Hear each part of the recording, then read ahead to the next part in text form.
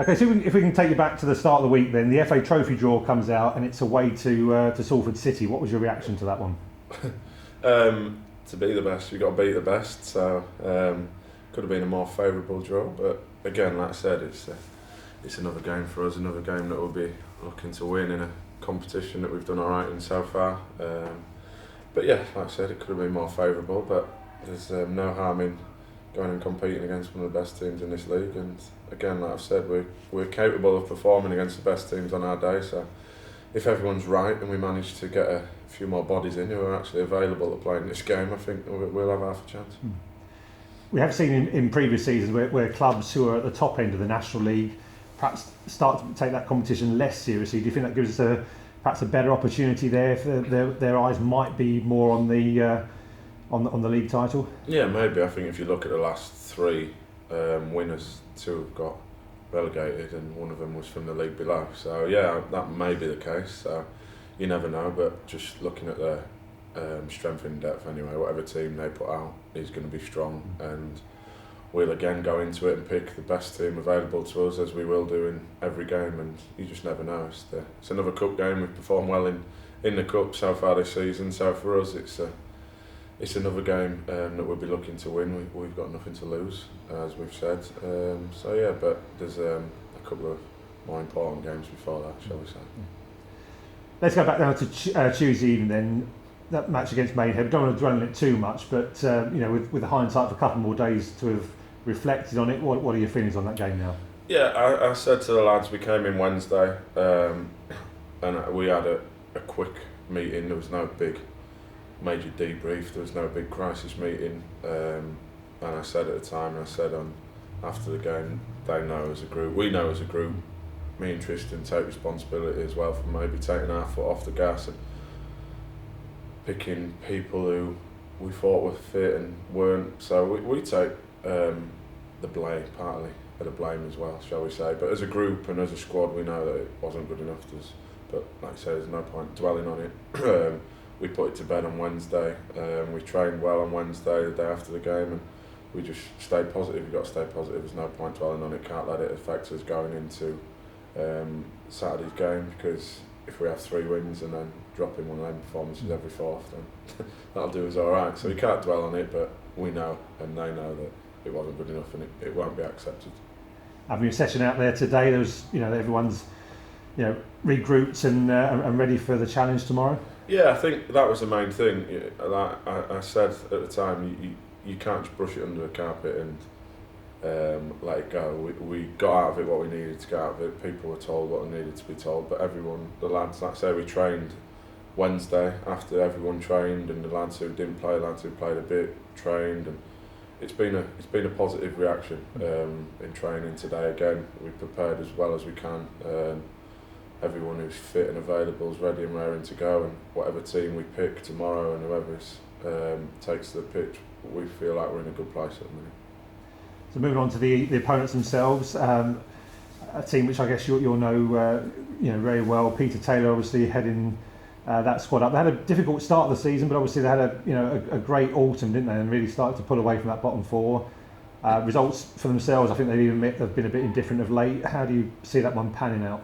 I think from their point of view, obviously they had a bit of a transitional period, shall we say, at the start of the season. They had a bit of turmoil going in. This is just from the outside looking in, with regards to ownership and that, and obviously they've been taken over now. They've had quite a bit of investment by the looks of it, bringing players in, good players who probably should be playing at a higher level. So they're another Football League club. I said it when we played Hartlepool the other week.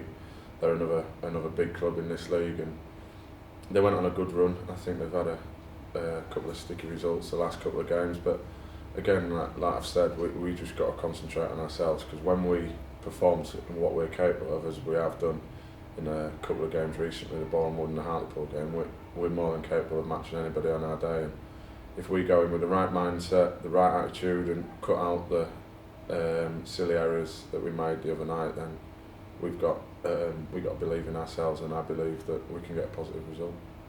In terms of Peter Taylor, someone you know very well, gave you a couple of squad call-ups for the under-21s back in the day, so it'd be good to get to see him again, I guess. Yeah, he might not recognise me now. I've changed a little bit since I was 17, shall we say. But yeah, no, It's someone that obviously has had an unbelievable career in the game. I mean, he's managed England, he's managed in the Premier League, so it'd be a strange one for me coming up against somebody of that calibre as a manager. Obviously, I've done it as a player against managers, but manager to manager, it'd be a bit strange. But yeah, he's, again at this level, at a club like that, he's a top manager, and I have to be on my game to try and outdo him.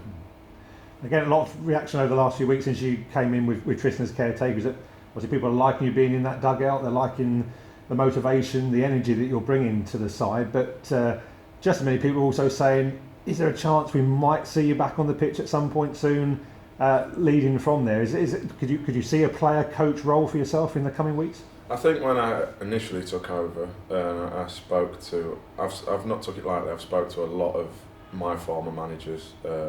A lot of very experienced people, and I've asked opinion. It's not something that I've just done lightly. And I think the right thing for me to do at the start was to fully focus on the group of lads as a manager, as such, joint manager. And it proved the right thing to do. We won 3 out of 4, so it's not that I didn't play and it was affecting us. It probably results changed when I came out of the team, funnily enough. So yeah, it's something that I have considered, and it's not easy to do, believe it or not, even just from me doing this role, realising the stuff that you have to do off the pitch. As a player, you train out there, you put your work in, you go home, pick my daughter up from school, you just go sit in Cafe Nero, do whatever for hours. Now it's literally, you are 24/7 as a manager. You have things you wouldn't even think or consider as a player now. So it does take a lot out of you, mentally, not always physically obviously, but mentally it can be draining. But I've settled into it now. Everything's a little bit smoother, not smooth, but it's a little bit smoother. So I think there will be a time where I will take to a pitch, but again, I'm not going to say it now because you never know who's watching. But I think initially I did the right thing, and it proved to be the right thing by the results on the pitch. But as I also have said, that I'm not stupid enough, I'm experienced enough as a player to know that I'm going to be needed in certain games at certain times. So I've kept myself fit, relatively fit. Obviously I've not had game minutes, but I train. It's not that I stand there with a cup of tea and watch the lads train. I train as hard as I did when I was a player, so that's not the case. Just obviously now that things are settling down and the games aren't coming as thick and fast, maybe there's opportunities that I'll put my boots on again. Because like I said, I'm not retiring. I've got no ambition at all to retire as a player or hang my boots up anytime soon. So that's not the case. So yeah, I'm desperate to get back playing, to be perfectly honest. So yeah, there will come a time and an opportunity for me when, if I do well in training, me and Tristan might pick me. Well, best of luck for tomorrow, and we look forward to catching up with you after the game. Thank you. Sweet.